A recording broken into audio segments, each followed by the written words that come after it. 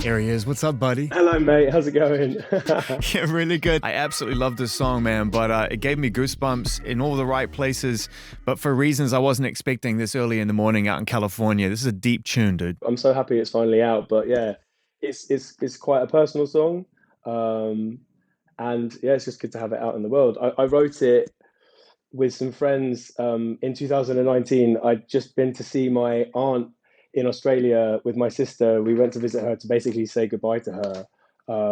And yeah, she was an amazing person. She took control over the end of her life and came back and spent some time in the studio. And this song just kind of fell out.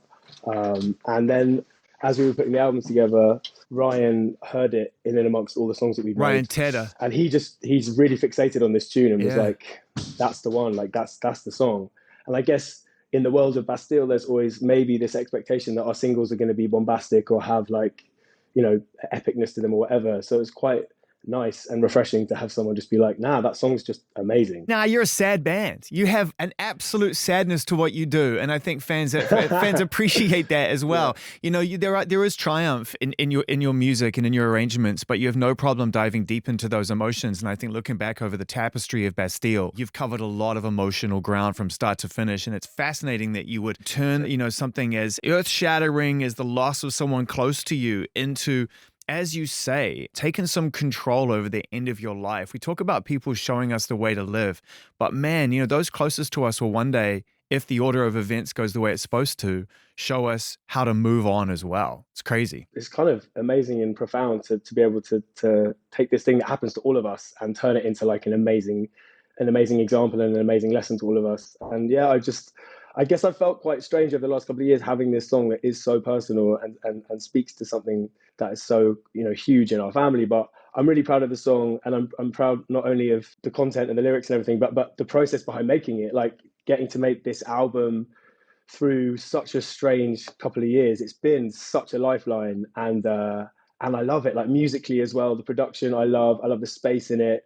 The harmony engine, messing with my vocal a bit, and the piano solo, the Bruce Hornsby-esque Oh, piano it's solo. amazing. Like, I love that. yeah. I love that. I love that. I love that. And even the honky tonk note at the end of the solo as well, which is just like doo doo doo doo. There's like a little note in there, which just makes it even funkier. And what prompted you to want to put that in there? Because that is another musical element to the band we haven't heard before. I feel like there aren't that many piano solos in songs in 2021. It's you and Justin Vernon, and then that's about it. We toyed with filling that space, with the middle A or with with a guest or whatever.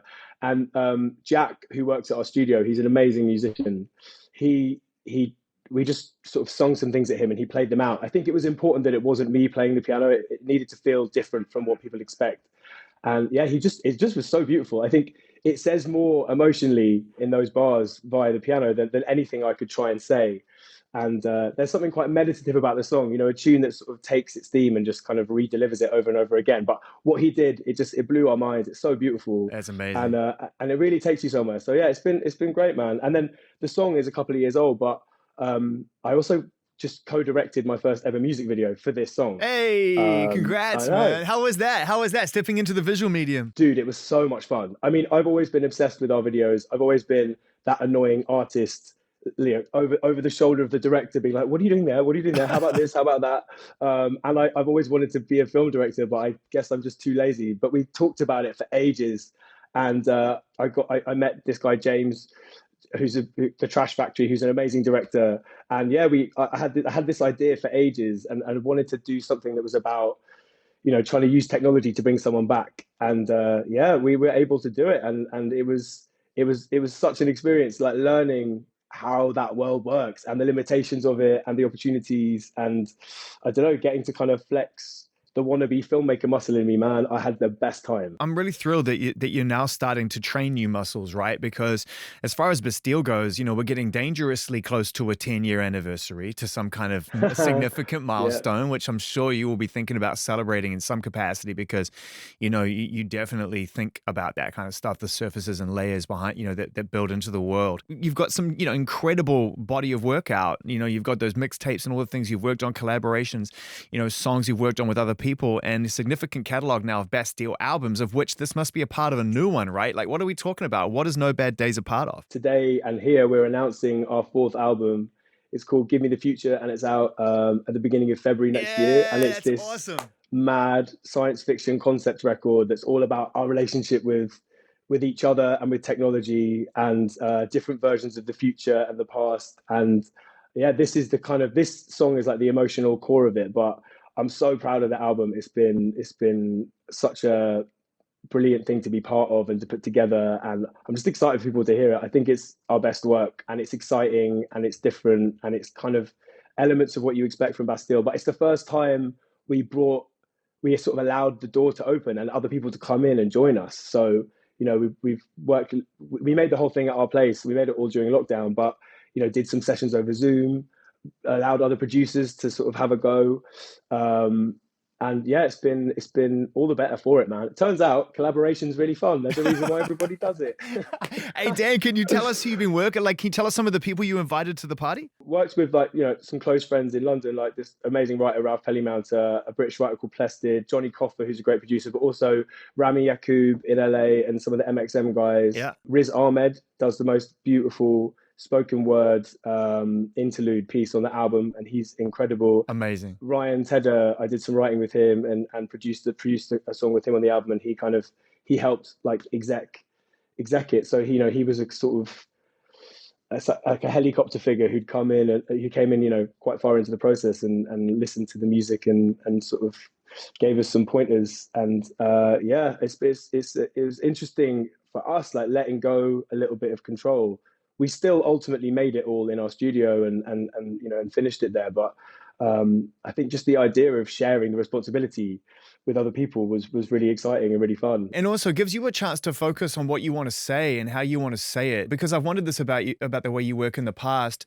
When I see you perform live or I hear you sing your songs, to me, you're a singer and a songwriter. But then I also know that you produce these records and that you're very involved in the sonic and the sound design of it. And so it must have been nice just to be able to relinquish some of that and to be able to dive into songs like No Bad Days and really make sure that you're mining as deep as you can. Yeah, totally. I also think I still co-produced the whole record, but with Mark and other people who were involved. But yeah, it was about, I guess, allowing ourselves to step back and be like, for example, the piano solo in this song. Yeah. Like, Jack's amazing. I could try, but I'm never going to get the soul that he'll get out of those keys. So like, just let him do it. And Bim on the final track, she's amazing. Like, let her just take over. Like, just hand the reins of the album to somebody else. Give a track to Riz. Let him do his thing. With Rami, like, I'd never write some of those melodies, and the whole point of collaboration is like bringing what's amazing about other people into the process. Yeah. And yeah, in that respect, I think it's part of like growing up a bit and wanting to grow and develop and all that stuff, and just enjoy it. I think it's just when less of the weight is on your shoulders, it's a funner experience, Dude, you seem so light on your feet right now. It's so great to see you. I'm excited. Come the new year, 2022, we'll have a new album to talk about. Give Me the Future. Thank you for sharing that info with us on Apple Music. Coming in February, the most collaborative and open process thus far, but equally on the flip side of that scale, the most personal song that you've ever released to the people. And so, if this is a sign of things to come, man, I'm overwhelmingly excited. And dude, look at you in London right now, out there living that warehouse life with that open brick. Thanks for taking the time, Dan. I love your bits. Lots of love, man. See you soon. Thanks so much for having us, and thanks for playing the tune.